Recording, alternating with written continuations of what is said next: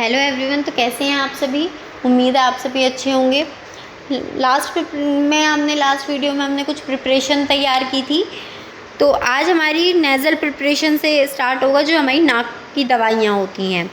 तो nasal preparation में हमारी नाक की दवाई बनती हैं, जो नाज़ल रूप से हम इंसर्ट कराते हैं। इसमें कुछ नाज़ल ड्रॉप्स आती हैं, स्प्रेज आते हैं, जेल्स आते हैं। ठीक, जैसे ज़ाइलोमेट्रिक आता है, ज़ाइलोमेट्रिक की नाज़ल ड्रॉप आती है, और ज़ाइलोमेटाज़ोलिन लाइन की नाज़ल स्प्रे आती है।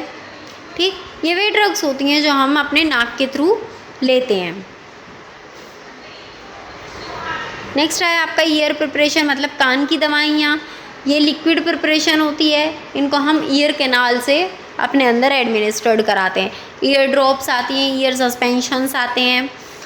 ईयर इन्फेक्शन को ट्रीट करती है, वैक्स को रिमूव करती है, और हमें पेन को रिलीफ देती है। इसमें आती है आपकी सिप्रोफ्लॉक्सासिन आती है, वैक्सासोल आती है। ठीक, नेक्स्ट आता है आपका पाउडर और ग्रैन्यूल्स, मतलब कुछ पाउडर्स आते हैं और कुछ ग्रैन्यूल्स आते हैं।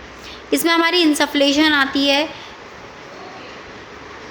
इंसफ्लेशन जो है एक फाइनली डिवाइडेड पाउडर है, मतलब बहुत बारीक पाउडर होते हैं, intended to be the blown into the body cavities. इन्हें हम शरीर के मतलब जो खाली हिस्से होते हैं उनमें देते हैं, जैसे नाक है, गला है, कान है। तो फूंक, मतलब क्या करते हैं, आप अपने हाथ में ड्रग लोगे, सपोज़ कीजिए आपने अपने हाथ में ड्रग ली, और क्या करोगे, उसको नाक के पास रखकर फूंक मारोगे। तो फूंक मारने से वो हमारी बॉडी के अंदर जाती है। तो फूंक से ब्लोन करने से, फूंक मारने से हमारे बॉडी के अंदर ये ड्रग जाती है। इन्हें इंसफ्लेटर की मदद से हम उपयोग करते हैं, मतलब एक इंसफ्लेटर आता है जिसके द्वारा हम इन दवाइयों को अपने अंदर एडमिनिस्ट्रेड कराते हैं। नेक्स्ट आता है आपका dusting powder. Dusting powder externally use होता है, मतलब बाहर के एरिया पर यूज़ किया जाता है, स्किन पर यूज़ होता है, इन्फेक्शन को प्रिवेंट करता है। ठीक, और ये जो मॉइस्चर होते हैं उनको भी एब्जॉर्ब करता है। ठीक, they must be free from harmful ingredient. इसके अंदर कोई हार्मफुल इंग्रेडिएंट नहीं देखा जाता है। नेक्स्ट आता है आपका एफरवेसेंट पाउडर। एफरवेसेंट पाउडर जो है एसिड को कंटेन करता है, कार्बोनेट होता है इसके अंदर, बाइकार्बोनेट होता है इसके अंदर। ये व्हेन डिज़ोल्व इन वाटर, जब वाटर में ये डिज़ोल्व होते हैं तो ये अपने कार्बन डाइऑक्साइड को रिलीज़ करते हैं और एफरवेसेंस को प्रोड्यूस करते हैं। ठीक, ये पैलेटेबिलिटी को और क्विक एक्शन शो करते हैं। नेक्स्ट आता है एफरवेसेंट ग्रेन्यूल्स।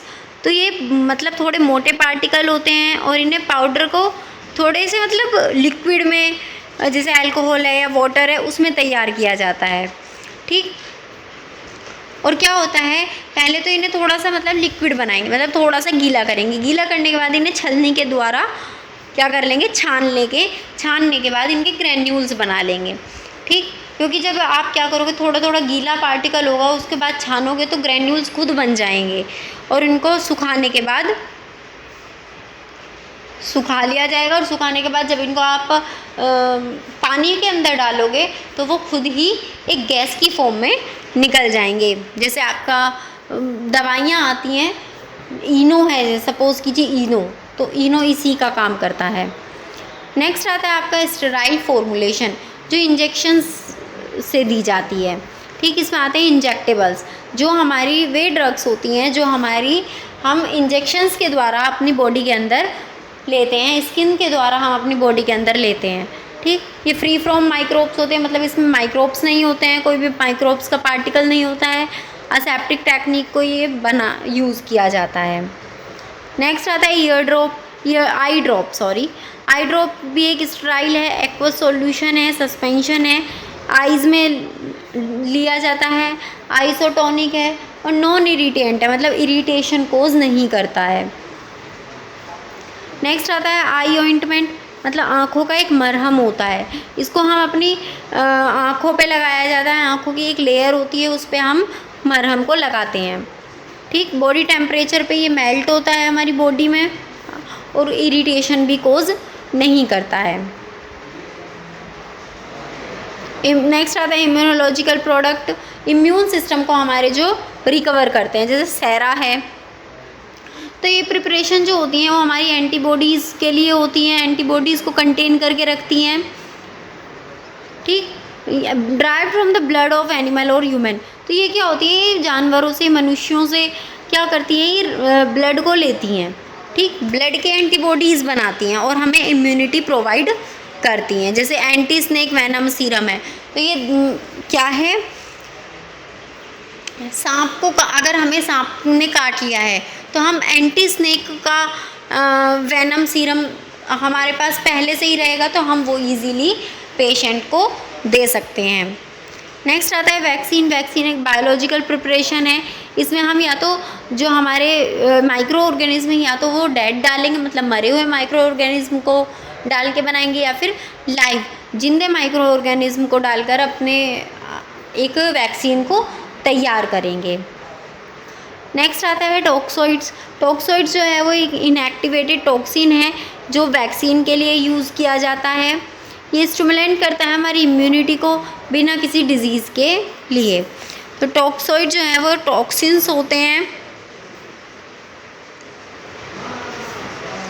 अब आता है मैन्युफैक्चरिंग मेथड, मतलब सेरा को बनाया कैसे जाता है। सेरा कलेक्ट फ्रॉम इम्यूनाइज्ड एनिमल्स, मतलब सेरा जो है वो इम्यूनाइज्ड एनिमल से लिया जाता है, उसको प्योरीफाई किया जाता है और फिल्टर कर लिया जाता है। वैक्सीन को कैसे बनाते हैं, या तो किल्ड माइक्रोब्स लेंगे या एटेन्यूएटेड लाइव माइक्रोब्स लेंगे, ग्रोन कराएंगे कल्चर में इनएक्टिवेटेड फॉर्म में और अपनी फॉर्मुलेशन बना लेंगे। टॉक्सिन्स क्या होता है, टॉक्सिन एक डिटॉक्सिफाइड है जो कि फॉर्मेल्डिहाइड का यूज़ किया जाता है और गर्म करके यूज़ किया जाता है। तो यहाँ आपका जो फार्मास्यूटिक्स का चैप्टर 5 है, टैबलेट का, कैप्सूल का, पाउडर्स का, वो कंप्लीट होता है। कोई क्वेरी हो तो आप मेरे से पूछ सकते हैं, वरना और आप अपनी प्रिपरेशन जो है वो पूरी रखिए, पेपर आपके आने ही वाले हैं।